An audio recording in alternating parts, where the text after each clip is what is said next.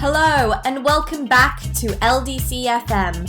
You're tuning into our podcast featuring interviews with our community of independent designers and industry guests. We'll be discussing topics of sustainability, conscious design, the future of fashion, tech, and innovation. This podcast has been recorded alongside an Instagram Live, so apologies for any technical issues prior to tuning in. Thank you for listening.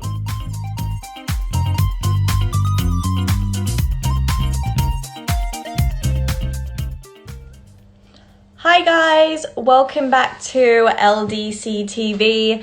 It's Friday and we're very excited to be here. What's really exciting even more so today is the fact that we have a very special guest joining us. Hello. Hello.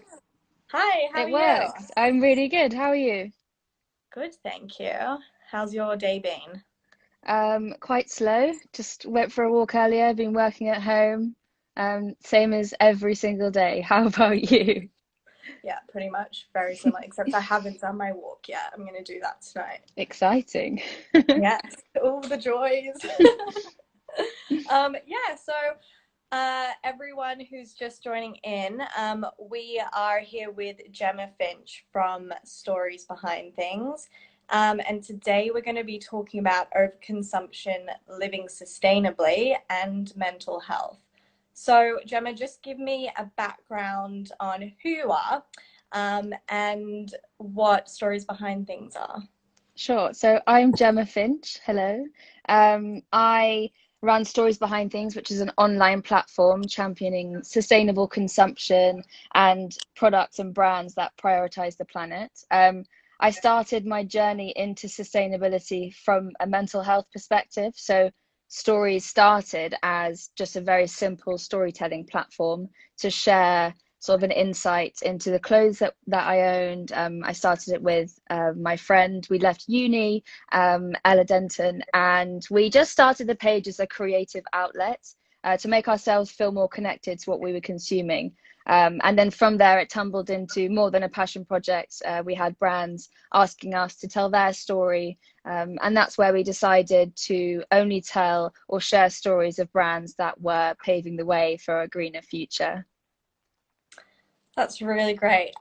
Yeah, it's really interesting because I've been following you guys for a while because I know Ella quite well. And I've seen your journey progress, and even before I was in the sustainability sphere, which has been really incredible to now be in it and sort of like see where you guys have come and yourself in this journey. I remember also reading recently an article about that you wrote for Eco Age, and you were talking about mindfulness in fashion, and like would you want to explain maybe your struggles at first and how fashion sort of Definitely. overcome? Yeah. Yeah. So the issues for us were this, it's just the speed of the new collections every week, the speed at which we were told by the big marketing campaigns to buy our clothes, and then the next week to buy something new. And it was so difficult to sort of keep tracks of it. We just found ourselves so overwhelmed was the word that kept coming up. So Stories was a way of us slowing down, reconnecting to literally the story behind what we're consuming. Where does it come from? Why do we want it in our lives? And how can we look after it at the best we can to make it last? And then when we're finished with it, what do we do after then? Should we give it to a friend? Do we embroider it to give it some new life? It was just sort of slowing down and really taking time to sort of celebrate the whole journey that one single piece of clothing has been on. Yeah, it's been a long journey, but it's been amazing. We started it about 2 years ago, maybe just over 2 years ago Oh my now. gosh, So it feels so much longer than that. yeah, it's crazy. Oh my gosh. Well, yeah, you guys have come so far. Mm. And okay, because I think I went through a similar thing where you just find like there's just so much going on, and the digital world just makes it so much easier to see so much and also consume so much information, and therefore you kind of start consuming when you start purchasing things. I feel like there's a big culture around, you know, keeping up, being on trend and dressing to impress. Um, and this contributes um, to consumption and overconsumption. Like, what do you think about that? Do you think that mental health sort of plays a part? Definitely. I think all the big brands out there have definitely done some interesting studies and research into when we're purchasing things. It's quite often, if you're at one end of the scale, if you're really happy and you want to celebrate that by having a new wardrobe of cheap clothes that you can sort of buy in one go, or likewise, if you're really sad, you'll go online and sort of spend a couple of hours trawling through those fast fashion websites to buy things that will make yourself feel better. And we definitely felt like this way of living wasn't healthy. And we wanted to slow down and sort of take time to experiment. Like, is there another way of consuming that is slower, that is better for our mental health? And it turns out there definitely was. And obviously, in the last few years, we've seen this massive surge in slower fashion, slower brands that are prioritizing all of those values. So it's really exciting to see that sort of part of the market just grow. Yeah, I completely agree. And with stories behind things, I think it's really incredible how you're connecting um, the story behind the product or the person, and you're giving meaning back to the product. It's not just a thing anymore, it's actually a story, Mm. which means so much to people. Like, you know, lots of jewelry that's been passed down from generations that has meaning, especially with all these incredible people who are creating the things. They have stories behind their products. um, and that sort of, I think that connects people with who are also struggling or in similar positions. I know that I found the kind of sustainable world um, when I was going through like a vulnerable phase of my life, and creating meaning into something that I love, which is fashion, um, kind of resurfaced my love for fashion. So tell us about storytelling, and how is it a tool to drive change? We've definitely found that storytelling is a really positive way to inspire people. Um, we found that in the past, when you're looking at the sort of the big organizations that are trying to push for change, they have different strategies. So some are the big scary headlines, the big statistics, sort of that force you into action that way. And we've always found, and me personally, I always find that if you make something really desirable and exciting, people will want to follow in that sense. So we've always found, and we always have, led with positivity. And we just find storytelling is the best sort of vehicle to do that. If you're telling a story of why a different way of living is good for your mental health, it's good for the environment as well. And we've always found that to be more beneficial than screaming the scary statistics. That's interesting Yeah. because I completely agree. And I think we should be throwing out positive messages. I do know that there has been scary facts that I've heard or listened to, which definitely has made me question what's going on in the world, and Yeah. I really think makes, yeah, I think you there's go. definitely a place for the scary statistics. Like, Mm, it's good to have them, but then backed up by something really positive and a yeah, solution. Like, this is yeah, really scary and intimidating. For example, I know you said the other day a shocking number of how many gallons it takes to make one pair of jeans, yeah, which is really scary and it feels overwhelming. And also, as an individual, you feel like you can't do anything about that. But if that's followed up with something really positive and a solution, how the best place is to shop secondhand jeans instead, then you actually feel like you're making change, which is what we're all about. yeah. That's great. Do you actually know? I don't know. Maybe you can give an example of a story that um, you found like gave meaning to you personally from your Yeah, definitely. yeah, your Um, position. for me, I love shopping secondhand, but I also love going through my mum's wardrobe, or I used to go through my granny's wardrobe as well to find things that I love. And there was this one sort of cardigan, this old silk cardigan that my granny used to wear. And I found it in her closet after she had passed away. I'd never seen her wear it, but it's now one of my favorite pieces to have in my wardrobe because of the memories that it gives me when I put it on.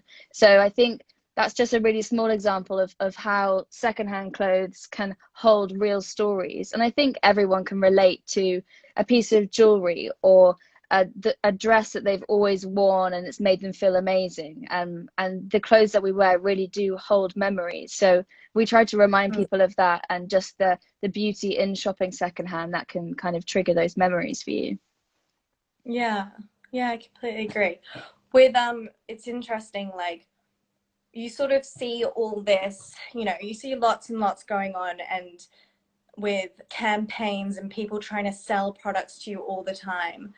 And, you know, sometimes it works, but you really, you know, shopping consciously and sustainably, probably not as much as you could. And it's so easy to get wrapped up in that, for sure. But what's actually really, what has been really, I like completely, something that's really changed my perspective is definitely since I've been working at LDC, being on the shop floor and listening and talking to the designers and just having a chat with them, who are just, they're really approachable, and they give you insight into like why they made their collections, why they started their brands. And you know, maybe it was something that I might not have picked up ever before, but once you start listening to these people, it's pretty incredible, like what goes on behind the product, Yeah, who made it, and then you just get this instant connection with something that might not have been, you know, on your mind beforehand, or maybe it wasn't on trend, but you know, it kind of changes that whole idea of like what is a trend anymore, like, definitely. which is quite interesting. And I think also when you actually get your hands on the story, either through a founder or just on their website, if they're really transparent about everything that goes into making their product, you suddenly understand that there is actually a huge supply chain behind one Yeah. t-shirt or one pair of jeans.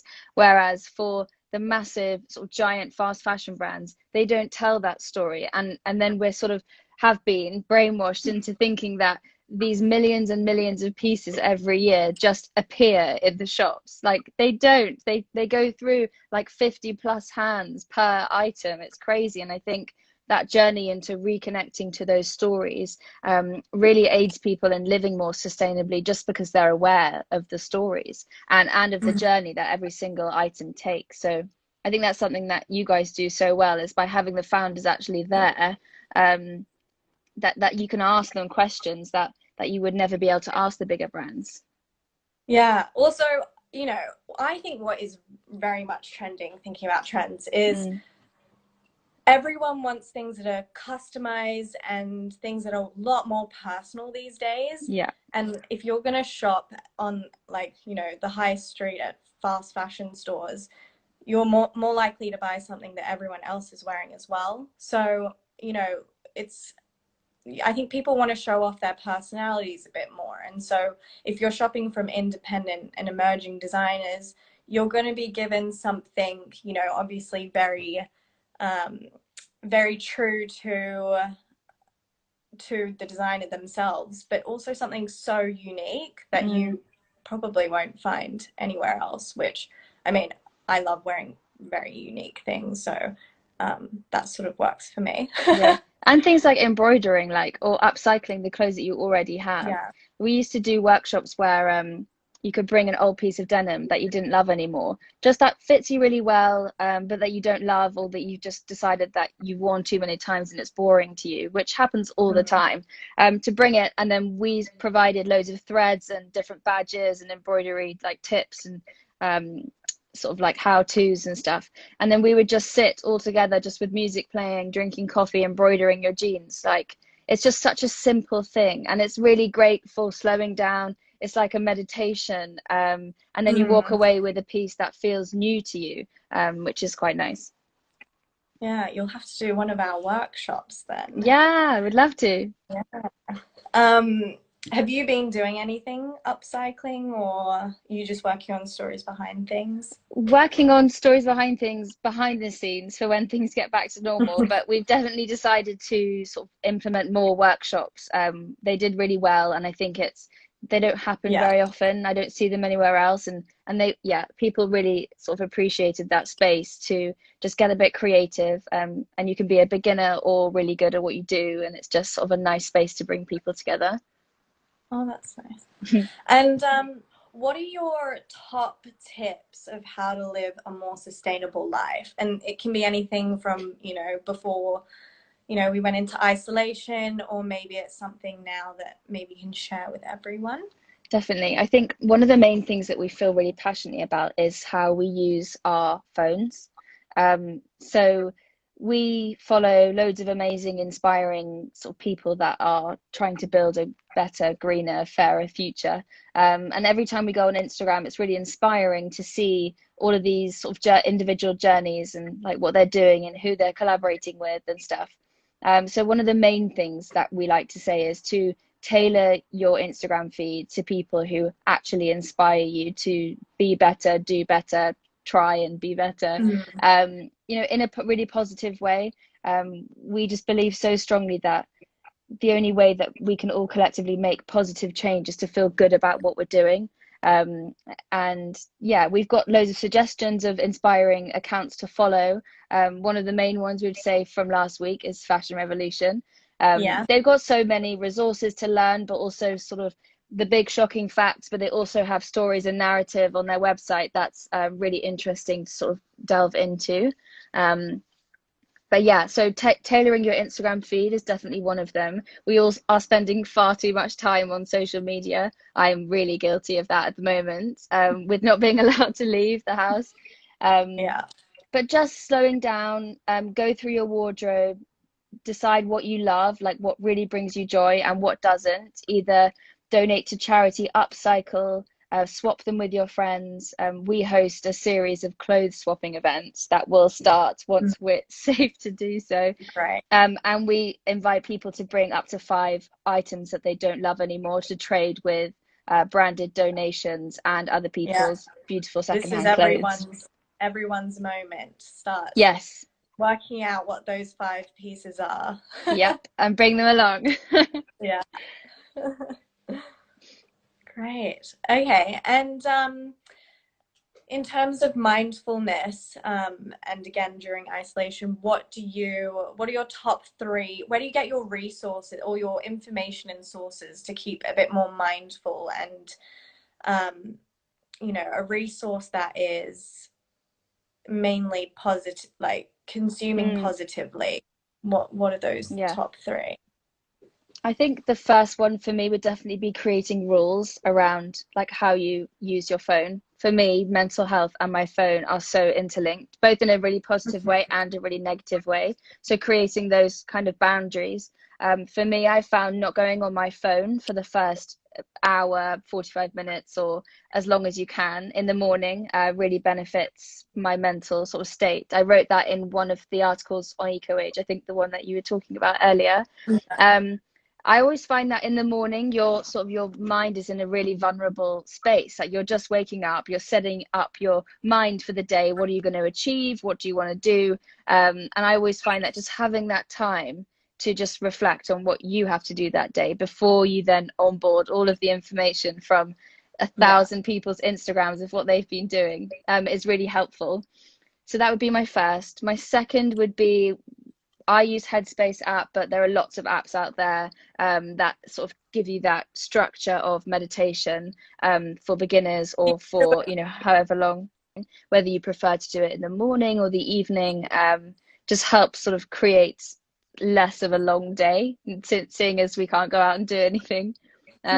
And the third one for my mental health would be just sort of focusing on your space, like clearing out your wardrobe or creating a space filled with objects that make you feel good, whether that's the clothes that you wear every day or the items on your desk. Sort of just have a scan of the environment that you're working in. And just as you would with your wardrobe, think like, do all of these objects spark joy, and do they make me feel good? Yeah, in the words of Marie Kondo. Yes. Yes. Yeah. Great. And do you have like a book or an app other than Headspace that maybe would be an interesting thing to keep mindful at this time? Definitely. My favorite book that I've read in the last few months is Notes on a Nervous Planet by Matt Haig. Okay. And it's just really interesting in terms of our sort of fast consumption and speed at which everything is going in. It's just interesting to read a book from that perspective during a lockdown time. So I'd really recommend that one. Oh, I like that. Okay, I'm Give it a definitely read. that. And yeah, lastly, what's happening with Stories Behind Things now, and what are you working on? What do you feel like is maybe going to happen for Stories Behind Things in the near future? So we're definitely using this time to do all of the admin that we've never wanted to do, and just plan for when things are back to normal. So we've got our new series of The Big Clothes Switch. We've got lots of amazing brands that are lined up to donate dead stock, which is really exciting. And we've got, yeah, just a whole string of events and more content. We've got some exciting new partners coming up with that. So when everything gets back to normal, there'll be lots of exciting things for us to announce. But for now, we're just sort of keeping low and just keeping our content going with resources that we think people finding helpful. Nice. Okay, I'm just going to read out some questions from people. Yes. El Zuns has said, Stories Behind Things has made me a lot more conscious with my consumption. How do I know which brands are transparent? Good question. That's really difficult. I think at the moment and in the last sort of few years, so many brands are trying to be sustainable, and it's creating this like murky water of brands that are not sustainable and they're greenwashing. So I think Yeah. there are some really key things that you can do to see whether a brand is actually sustainable or not. For example, the EcoAge brand mark is an award given to brands that have gone through their process of what areas am I sustainable in, what areas am I not sustainable in, and what actions am I taking to improve them. And there's another one called Positive Luxury. Yeah.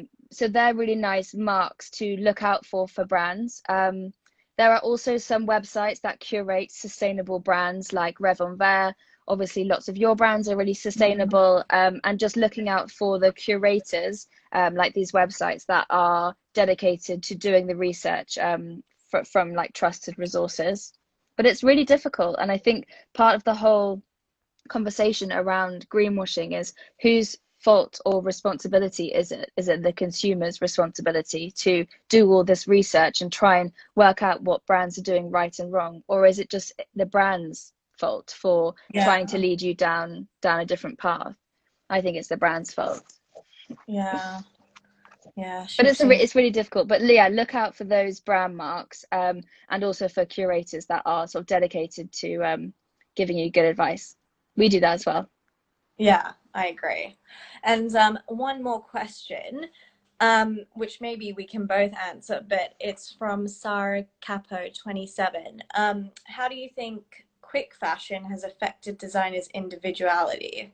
Um, I feel as though it's definitely gotten people to explore, like, got designers to explore more of what they really believe in and their Mm. values, because I know that every designer that I made, it's something like their inspiration has led um, from something that's like a very strong core value to them, um, which usually becomes original. I mean, there is that whole talk of like nothing's original anymore. Mhm. Um, but I think there really is. I think we as humans, there's a form of creativity, like maybe it's not completely original, but I think it's just how can we get more creative sustainably, um, and using our own experience to create something, something totally unique. What do you think? I think you've hit the nail totally on the head. Yeah. I think exactly the same thing. It's really difficult. Yeah. Okay. So I think that's all the questions. Great. Okay, well, thank you so much for joining me today.